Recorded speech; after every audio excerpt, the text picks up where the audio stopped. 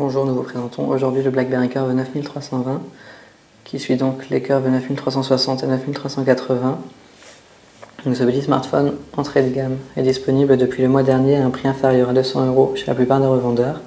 Il ne mesure que 60 mm de large pour 109 mm de hauteur puis 12,7 d'épaisseur.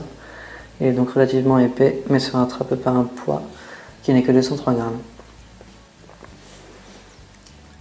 Donc si son aîné, le 9380, était lui entièrement tout tactile, ce Curve 9320 renoue lui avec le clavier physique complet de BlackBerry. On retrouve ensuite sur le flanc droit les touches de contrôle du volume ainsi que le déclencheur pour l'appareil photo. On retrouve au-dessus une touche de verrouillage et déverrouillage de l'écran ainsi qu'une prise jack. Enfin à gauche on retrouve une prise micro USB et une touche dédiée à BBM. Enfin en dessous on retrouve un haut-parleur puis à l'arrière l'appareil photo et son flash LED. À l'allumage du terminal on retrouve un écran TFT d'une résolution de 320 par 240 pixels.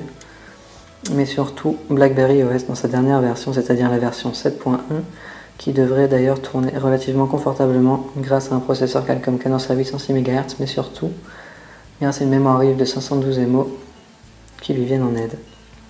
Donc on retrouve l'écran d'accueil classique de BlackBerry avec une ligne en haut de l'écran qui nous donne l'heure ainsi que la date, mais également le réseau sur lequel on est connecté ainsi que le niveau de réception. On retrouve juste en dessous une barre de notification qui regroupe donc messages, notifications Facebook ainsi que les événements enregistrés dans son calendrier.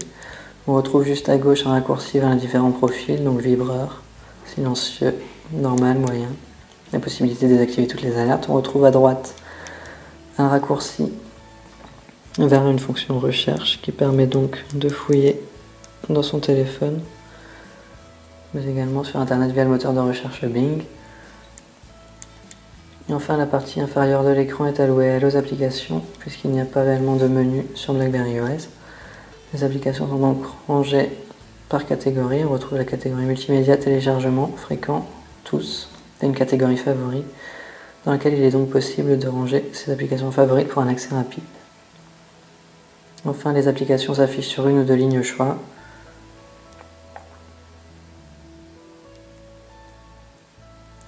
Et un clic sur le nom de la catégorie déroulera un semblant de menu donnant accès à toutes les applications, qu'il est également possible de retrouver en allant vers le bas via le trackpad, grâce auquel la navigation se fera sur ce BlackBerry qui ne possède donc pas d'écran tactile. Enfin, donc tout réagit plutôt bien, on peut lancer des applications, ça se lance assez rapidement. Voilà. Enfin passons au point fort de ce BlackBerry Curve 9320 qui n'est autre que les messages, messagerie et réseaux sociaux. Donc on retrouve donc la possibilité de paramétrer ces boîtes email très simplement. A noter également que nous ne sommes pas limités en boîte mail. On peut ensuite également synchroniser son compte Facebook ou son compte Twitter très simplement. Pour retrouver ensuite absolument tout dans l'application Messages, on retrouvera ses emails, ses notifications Facebook ainsi que ses SMS ou ses MMS, avec bien évidemment la possibilité de retrouver ces différents messages dans les applications dédiées.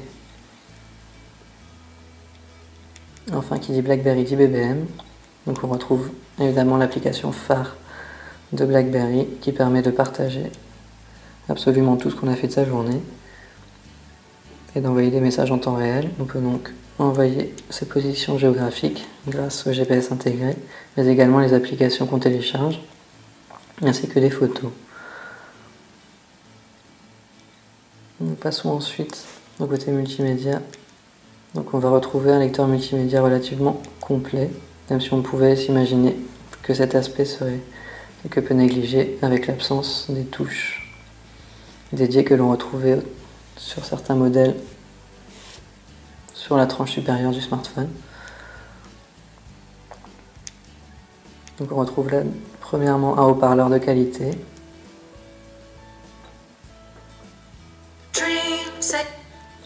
mais également toute une batterie d'égaliseurs pour l'écoute avec le casque. On retrouve donc 2 égaliseurs par genre, ou simplement permettant d'augmenter ou diminuer les basses ou les aigus. Enfin, passons à la navigation internet, donc qui n'est pas réellement optimale du fait que le smartphone ne soit pas tactile. On doit donc se déplacer avec le trackpad optique, qui aussi précis soit-il, n'est réellement pas des plus pratiques.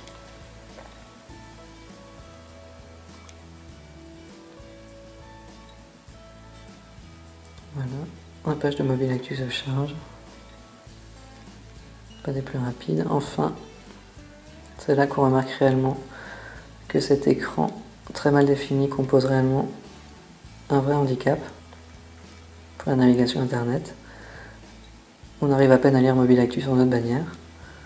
Il faudra donc au minimum zoomer 2 fois pour pouvoir lire quoi que ce soit.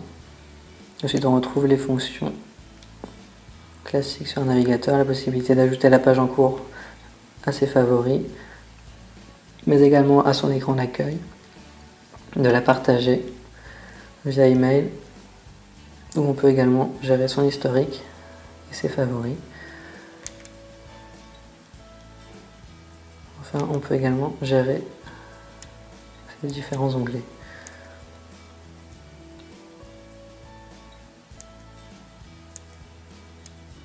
Passons rapidement à l'appareil photo, donc qui n'est pas un excellent appareil photo. Il ne propose par exemple pas d'autofocus, la prise se fait donc rapidement. On peut utiliser le trackpad optique ou le déclencheur photo, qui n'aura donc pas d'arrêt à mi-course, comme sur les autres appareils qui proposent un autofocus. La qualité n'est pas exceptionnelle. Enfin, la fonction en elle-même est assez basique. On ne retrouve aucun réglage pour la sensibilité ou la saturation, simplement une dizaine de modes scène qui n'ont pas réellement de grande utilité. La possibilité d'activer le GPS pour le géotagging ou de gérer le flash. Enfin, 3 résolutions seulement sont disponibles, dont la plus grande est donc de 3 mégapixels. Ensuite, pour la fonction vidéo, l'appareil permet de capturer des vidéos en VGA, donc en résolution 640 par 480 pixels, avec possibilité d'utiliser le flash en lampe torche ainsi que le zoom. C'est donc à peu près tout pour ce BlackBerry Curve 9320, qui est donc un téléphone assez sympathique pour les accros aux messageries. Pour une utilisation multimédia, on lui préférera peut-être son grand frère le 9380 et son écran plus grand, qui est d'autant plus tactile.